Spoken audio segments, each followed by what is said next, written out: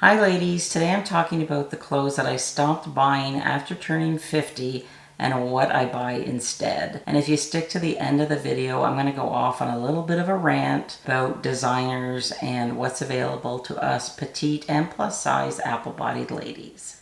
So the first thing that I quit buying after I turned 50 was anything that wasn't comfortable. How many times have you been talked into buying an outfit because the salesperson was telling you that, oh, it looks lovely on you, that would be a great addition to your wardrobe, when your voice inside is screaming, no, it doesn't look good on you. I have been suckered into buying clothes so many times. They're hanging in my closet with the sales tag still on them, and I have no intention of ever wearing them. So when I turned 50, I made a pledge to myself. I'm not keeping anything unless it wows me. So I quit buying clothes that were not comfortable.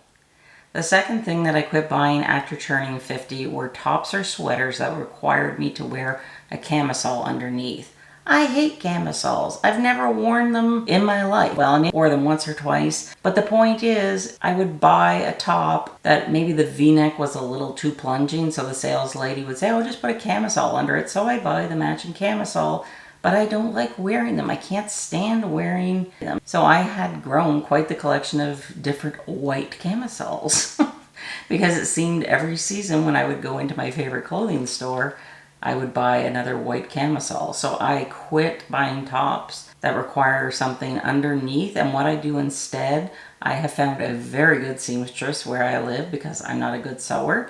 And I will just take the garment into her and she will just snap the v-neck or just stitch it up a few stitches if it is too low or too plunging. So I quit buying camisoles.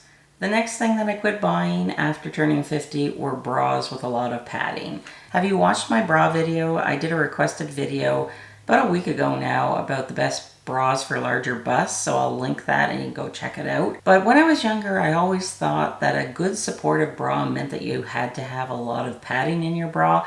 That is not the case. I used to wear bras where my boobs would enter the room before I did. I really dislike those kind of bras. So I educated myself and now I have found bras without any padding that have underwire that are so comfortable I don't even know that I'm wearing a bra. And now I really feel good in my clothes, and I think that just having a good bra actually makes you look a little bit slimmer. So get yourself a good bra and ditch all the big padding. Number 4. High heel shoes. I like how they look on other people. I have just never been able to wear them comfortably. And part of the reason why is I didn't have an office job. I was a dairy farmer. So my daily shoes were either rubber boots or work boots or even running shoes, depending on the season and what I was doing.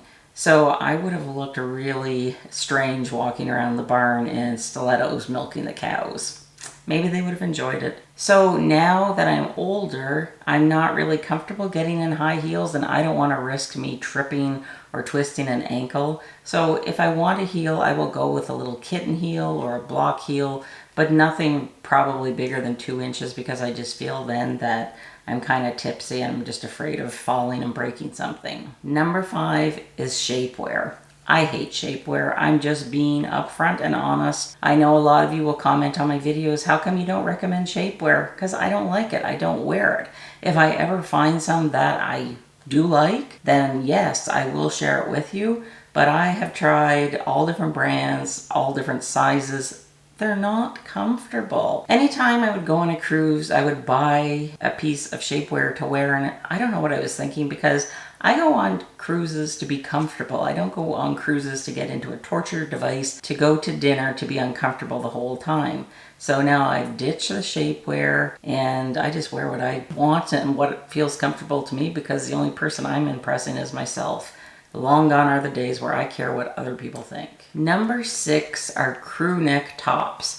I still have a lot of crew necks in my closet and they're slowly getting edited out. I like a v-neck because I have a round face, I have a large chest, and I have a big belly. So for me, a v-neck is the most slimming type of top that I can wear. Like I said earlier, if you find a v-neck that you like and you find it a little too plunging, just like put a snap on the inside or just a few stitches and you know, it won't be as deep plunging.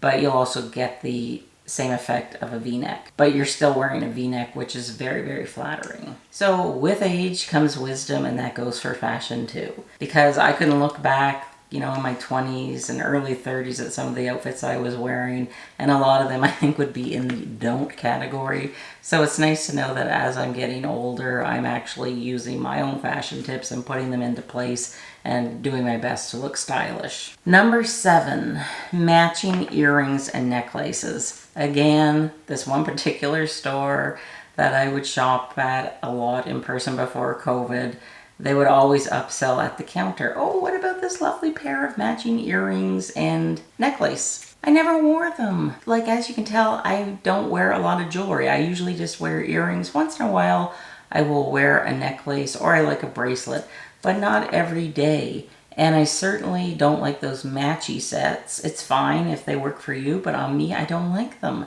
They just aren't flattering. I much prefer to mix my metals, mix my jewelry. Now, I would wear, say, matching earrings and matching necklace, say if it was a solitaire diamond with diamond earrings, maybe a strand of pearls with some pearl earrings. But for every day, no, I just like to wear things that mix and match, and I think it just looks a little more put together that way.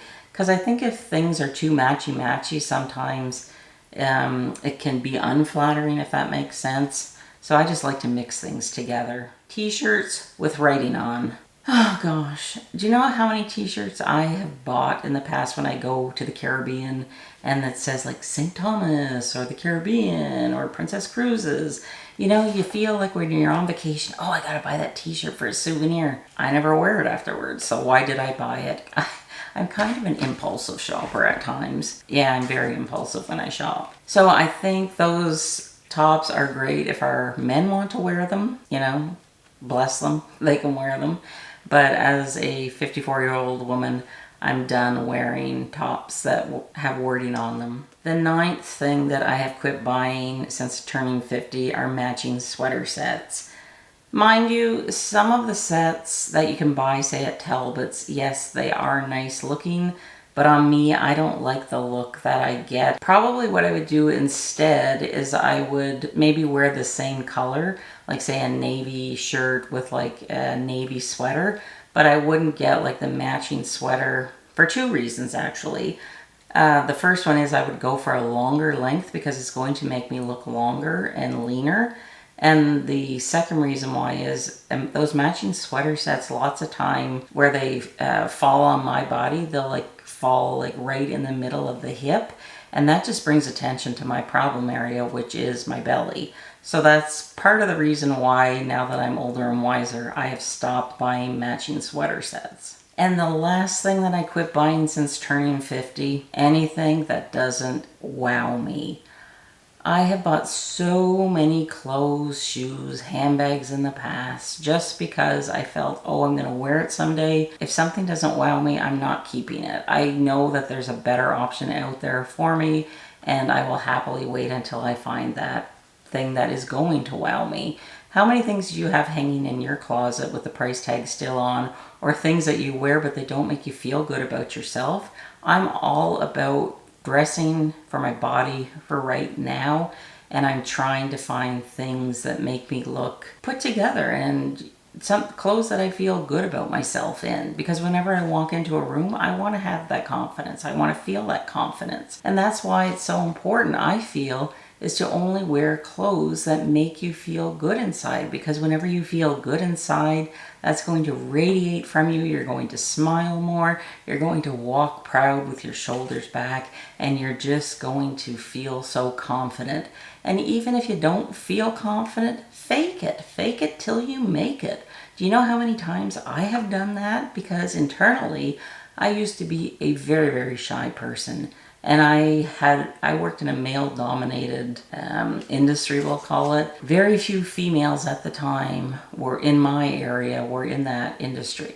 And lots of times I felt very uncomfortable, so I had to fake it until I made it. And that's really helped me to get my confidence up and how I feel confident today.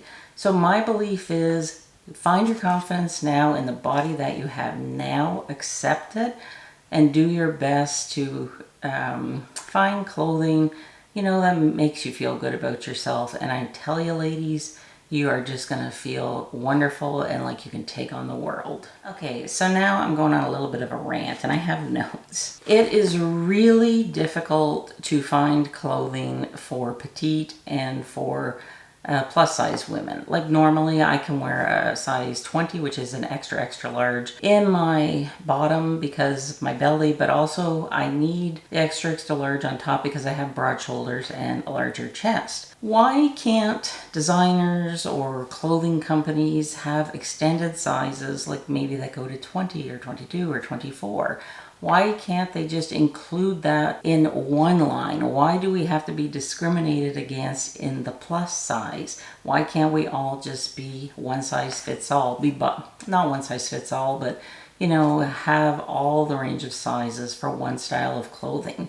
Why can't we all have the same print? I know that if you're making a top, of course it's going to take extra fabric to make a size 20 as opposed to a size 2. But we should all be included. We should all have access to that same fabric. And it is so frustrating as a plus size woman that we don't have those options available to us. So I have taken it upon myself to be contacting companies on Instagram and through email. So I urge you, if you are wearing a size larger than a 14 or a 16 or wherever the designers cut the sizing, I urge you to message that company or message that store and ask them, why can't you carry my size? Why can't my size have the same print? I understand that it costs extra money to make a size 20 top as opposed to a size 2 top, but it can't cost that much more. If it costs $5 more, charge me $5 more. But at this point in time in 2022, I think that we should all be included. And why do we get stuck with the crappy, ugly prints? Just a question. And I urge you to ask those questions to retailers. Because if we don't stand up for ourselves, ladies, nobody else is going to. And 20 years from now, we're still going to get the crappy prints that they're making.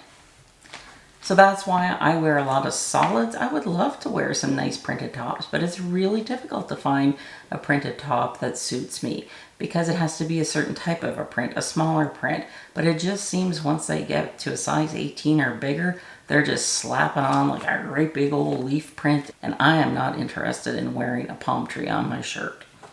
And another thing that really irritates me as a petite woman, I'm 5'4", even when I buy petite pants, they used to fit me right off the rack. Now, apparently petite women must be 5'10", because I gotta take them to the seamstress and get 6 inches taken off. I thought that petite clothing was for women 5'4" or 5'3" and under, depending on whatever store you're shopping in. Just another thing for you to rant to the companies about, ladies. If we really want change, we can get change, but we have to speak up and ask for it. And you don't have to be rude, like just politely ask, like, hey, you know, I wear this size and I notice that your sizing stops at like a size 16. Would you consider like being more inclusive and carrying extended sizes? I think that if a whole bunch of us would DM these companies on Instagram or send them an email, you know what, even if they don't answer us, we know that we tried to do something. Because as a business model, I just think that they're missing out on a whole big group of people that are underrepresented. So that's my rant. If you're still with me, thanks so much for watching, and I will see you soon in my next video. Have a great day. Bye.